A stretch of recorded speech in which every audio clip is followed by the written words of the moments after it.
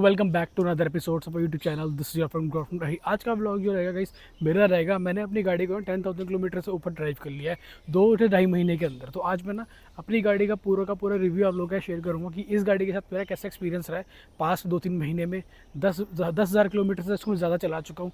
क्या माइलेज है, कैसे चलने में है और कंफर्टेबल कितनी है, क्या है, मतलब कितनी ऑन रोड आप लोगों को पड़ती है, क्या अगर आप लेने का प्लान कर रहे हो तो कितना कुछ बजट मान के चलो इसको डेली ड्राइव करने के लिए, सारी चीज़ें आपको इस वीडियो में बताऊंगा। चलिए करते वीडियो के साथ डिटेल में। गाइस ये गाड़ी मेरी कंफर्ट लाइन वेरिएंट है, ठीक है, बेसिक वेरिएंट है बिल्कुल।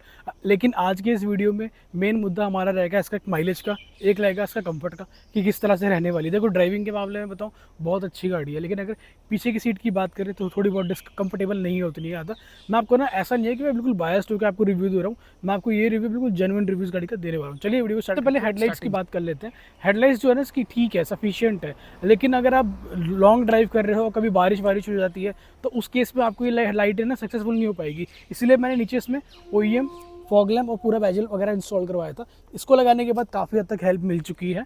और लेकिन मैं यही बोलूँगा, सिर्फ अगर हेडलैम्प्स मिलते हैं तो उसके बेस आप इस गाड़ी को ड्राइव नहीं कर सकते हो। एटलीस्ट हाईवे पे तो बिल्कुल भी नहीं कर सकते। रिकमेंड करता मैं ड्राइव करो सिर्फ हेडलाइट के बेस पे, ठीक है। इसके बाद अगर आप गाड़ी को देखेंगे ना, गाड़ी को अगर आप लुक वाइज देखो तो गाड़ी बहुत अच्छी है। एक बेसिक वेरिएंट खरीद के आप उसको बहुत अच्छा रेडी कर। साइड प्रोफाइल वगैरह हम आते हैं ना गाड़ी के, मैंने इसके अंदर 17 इंची अपने अलॉय इंस्टॉल कर रखे हैं। 205, 45, 8, 17 मेरी टायर की प्रोफाइल यहाँ पे रहने वाली है, ठीक है। और ये गाड़ी पूरी की पूरी वाइट है, मैंने इसको ब्लैक PPF किया हुआ है, ठीक है।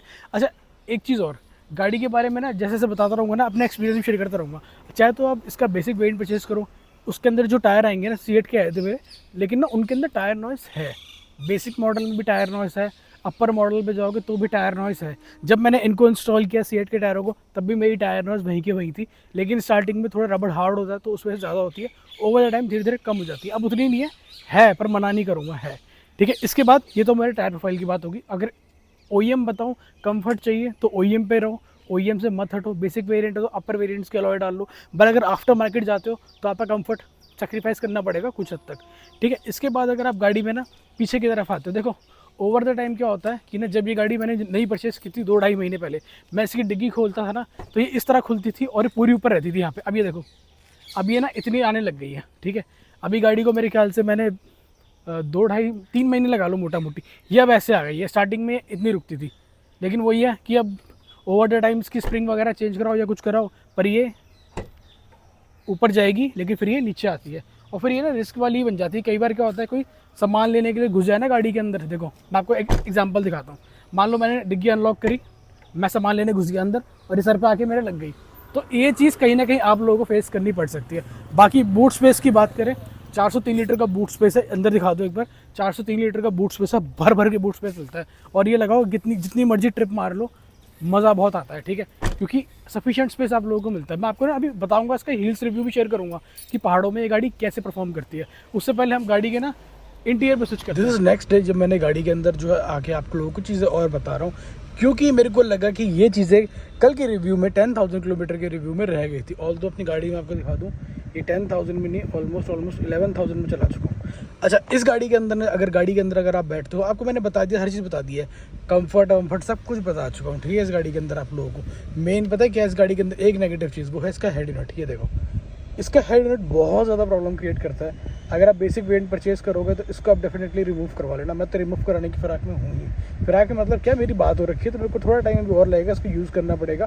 लेकिन मैं आप लोगों को बताना चाहता हूँ कि ये जो हेड यूनिट है ना, ये आपको बहुत प्रॉब्लम दे सकता है। कभी कभार अगर आप कनेक्ट कर रहे हो, कनेक्ट नहीं होगा। कभी लोग बोलेंगे आप लोगों को आपने वायरिंग ढंग से यूज़ नहीं कर रहे हो, तो वो सब चीज़ें बोलने की बात है, ठीक है। क्योंकि मैं जानता हूँ कि अगर आप ओरिजिनल वायर भी यूज़ करोगे तो भी ये सिस्टम आपको प्रॉब्लम देगा। और उसका हैक भी मैं आपको लोगों को यहीं बता देता हूँ। आपको करना क्या होगा, अपनी गाड़ी बंद करनी है, लॉक करनी है, 40 सेकंड्स बाद अनलॉक करके स्टार्ट कर लो तो कनेक्ट हो जाएगा। ये मुझे मेरे सब्सक्राइबर ने कमेंट में बताया था या DM में बताया था, मुझे ढंग से याद नहीं है, पर ये चीज़ हमेशा काम करी। Thanks for this. और ये है कि हाँ, इस हेड यूनिट से आप परेशान रहोगे। एप्पल कार पे कनेक्ट हो जाएगा, एंड्रॉयड ऑटो भी टाइम रहते कनेक्ट हो जाएगा, सब कुछ होगा, पर ये सिस्टम का आप भरोसा नहीं कर सकते हो। ये सिस्टम आपको कभी भी धोखा दे सकता है, ठीक है। बाकी इसके अंदर आप लोगों को कंफर्ट लाइन से आप लोगों को बटन्स मतलब स्टीयरिंग कंट्रोल्स मिल जाते हैं। MID आप यहाँ से अपना चेंज कर सकते हो। माइलेज देखो, आपको माइलेज दिखाता हूँ। ये मेरी माइलेज है इस टाइम पे गाड़ी की, ये देखो 12.14 दिखा रहा है इस टाइम पे मेरी गाड़ी की माइलेज। और इसके बाद अगर बात करूँ और चीज़ें दिखाया था, ये देखो 440 किलोमीटर इतनी माइलेज में चलेगी ये, इतनी पेट्रोल पे 400 किलोमीटर और चलेगी, और 245 अभी चल चुकी है, ठीक है। तो अभी ये लगाओ कि ना गाड़ी मेरी एकदम परफेक्ट चल रही है। लास्ट टाइम मैंने इस गाड़ी को थोड़ा खींचा था, जिस वजह से 440 पर आ गई, नहीं तो ये और ऊपर होती। रिफिल क्वांटिटी 15 लीटर इसके अंदर अभी और आएगा तेल, ठीक है। मैंने ये कुछ फीचर्स के ऑन करवा रखे हैं, वो एक अलग चीज़ है। बाकी ये देख लो 440 किलोमीटर की रेंज इसकी अभी भी आ रही है हमारी, इतने तेल में चलने के बाद, और इतने किलोमीटर हमारी चल चुकी है। 245 किलोमीटर हमारी चल चुकी है, 440 अभी और चलनी बाकी है। अगर मैं इसको तहजीब से चलाऊंगा तो ये और भी ज़्यादा चलेगी, मैं जानता हूँ इस चीज़ को कि ये ज़्यादा ही चलेगी, कम नहीं चलेगी, इतनी ही सिखा रहा है। तो और अब मैंने जितनी भी गाड़ी चलाई है अभी तक, जितनी भी चला चुका हूँ ना, मैं इसको हाईवे पर चला चुका हूँ, जो आपको शेयर कर चुका हूँ। 23 की माइलेज जो हाईवे पर अभी तक बेस्ट मिल चुकी है। उसके अलावा 2-3 लोगों में 21 की माइलेज भी मेरे को मिली है, 19 भी मिली है, 21 भी मिली है। और इसके अलावा सिटी ड्राइव में मुझे 14-15 भी मिली है, कई बार 12-11 भी मिली है। Depend up to your driving pattern कि आप कैसा चलाते हो। अच्छा, एक चीज़ मैं आप लोगों के बीच में ना इसमें वीडियो में ऐड कर ही देता हूँ। मैं ना एक ऐसी डिवाइस अपनी गाड़ी के अंदर इंस्टॉल करने वाला हूँ, नाम मैं आपको अभी नहीं बता रहा हूँ, नाम आपको एक दूसरे में पता लग ही जाएगा। उसको इंस्टॉल करने के बाद मेरी जो गाड़ी की माइलेज है ना, इसका सोल्यूशन पूरी तरह हो जाएगा। और अगर आप भी वो लोग हैं जो परफॉर्मेंस ओरिएंटेड कार चलाते हो या चलाना चाहते हो, पर बस माइलेज को लेके प्रॉब्लम में रहते हो, तो आप इस डिवाइस को इंस्टॉल कर सकते हो। वो डिवाइस आपकी फ्यूल, अगर आप सोच रहे हो कि माइलेज अच्छी मिले तो माइलेज में हेल्प करेगी, परफॉर्मेंस में जाने आते हो तो बूम परफॉर्मेंस भी देगी।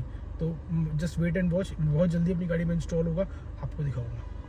गाड़ी ऐसी है कि बेसिक वेरिएंट्स है ना, आपको अंदर देख के पता ही नहीं चलेगा कि ये बेसिक वेरिएंट है, क्योंकि यहाँ भी आपको लेदर मिल जाता है, स्टीयरिंग पे स्टीयरिंग कंट्रोल्स मिल जाते हैं, मोस्ट ऑफ द चीज़ें आप लोगों को गाड़ी के अंदर जो है मिल ही जाती है, ठीक है।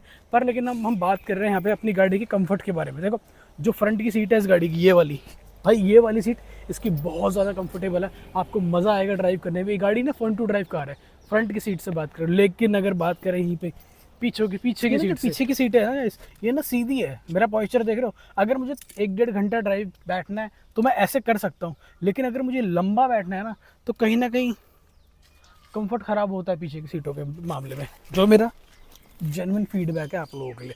अच्छा देखो, कई चीज़ें ना इसके अंदर और भी है। पीछे की सीटें उतनी कंफर्टेबल नहीं है जेन्युइन, आगे की सीटें बहुत हद तक कंफर्टेबल है, आप गाड़ी चलाओगे आपको मज़ा आएगा। अब मेरे को कई लोग बोलते हैं कि आपने स्लाविया क्यों नहीं ली। स्लाविया ना लेने के पीछे रीज़न पता है क्या? देखो दो चीज़ें हैं, अगर आपको स्पोर्ट्स में जाना है तो आप वोल्टस पे जाओ, और अगर आपको कंफर्ट चाहिए और तो आप स्लाविया के ऊपर चले जाओ। स्लाविया का अच्छा है, इससे बेटर है, मैंने तो सुना है। इसका सस्पेंशन एरोडायनेमिक्स बहुत अच्छे हैं, आप गाड़ी 200 पे भी चलाओगे ना आपको लगेगा कि आप 100 पे गाड़ी चला रहे हो, इतना ज़बरदस्त कंफर्ट है। लेकिन रिकमेंड नहीं करता हूँ, और खास करके आफ्टर मार्केट अलॉयज़ में तो बिल्कुल रिकमेंड नहीं करता हूँ कि इतनी स्पीड आप पकड़ें गाड़ी के साथ। अच्छा देखो, गाड़ी के ना इंजन की बात करते हैं। मैंने ये गाड़ी 10,000 किलोमीटर चलाई है, ठीक है। अब मैं आपको ना इसके अंदर ना एक जेन्युइन फीडबैक बता सकता हूँ कि मेरे को इसके अंदर क्या क्या इश्यूज़ आए हैं, क्या क्या मुझे इश्यूज़ नहीं आए हैं। ऑल दो गाड़ी बहुत अच्छी है, इसके अंदर कोई भी ऐसे कोई मुझे इशू फेस करने नहीं पड़े, पर मैं आपको लोगों को ना एक चीज़ बताना जरूर चाहूँगा। ये ना 1.0 मोर आ गया। तो गाइस ये ना 1.0 अपना वेरिएंट है, 1.0 TSI। अच्छा इसके अंदर ना एक अच्छी चीज़ पता है क्या है? जब इसका टर्बो किक इन करता है ना भाई, तो ये बहुत अच्छी भागती है। पर एट द सेम टाइम जब आप इसको हील्स पे ड्राइव करते हो ना, तो वो ना जब तक आपका टर्बो किक इन नहीं करेगा ना, ये बहुत बेकार इंजन है भाई, मैं सच बता रहा हूँ आपको। जब तक आप पहाड़ों पे चढ़ रहे हो, आपको ना एक लिमिटेड RPM पे गाड़ी चलानी होती है, ठीक है, छोटे RPM में बेसिकली। तो उस केस में क्या है, जब तक आपका टर्बो एक्टिव है तब तक आप बहुत मज़ेदार गाड़ी चला रहे हो, लेकिन जैसे ही एक्टिव नहीं है तो ये NA इंजन से ही बेकार हो जाता है भाई, जो मैं आपका पर्सनल एक्सपीरियंस का बता रहा हूँ। तो ये है कि हाँ, टर्बो होता है, एक्टिवेट है, आपकी गाड़ी बहुत अच्छी भागेगी। लेकिन अगर टर्बो आप नहीं यूज़ कर रहे हो, कम RPM में चला रहे हो, तो ये NA से ही बेकार इंजन हो जाता है। लेकिन वो बात अलग है, 2017 या 18 में इसको वर्ल्ड वाइड इसको अवार्ड भी मिला था, इस इंजन को बेस्ट इंजन परफॉर्मेंस का, ठीक है। अच्छा अब इंजन की बात हमारी हो गई, इंजन की परफॉर्मेंस की बात कर ली।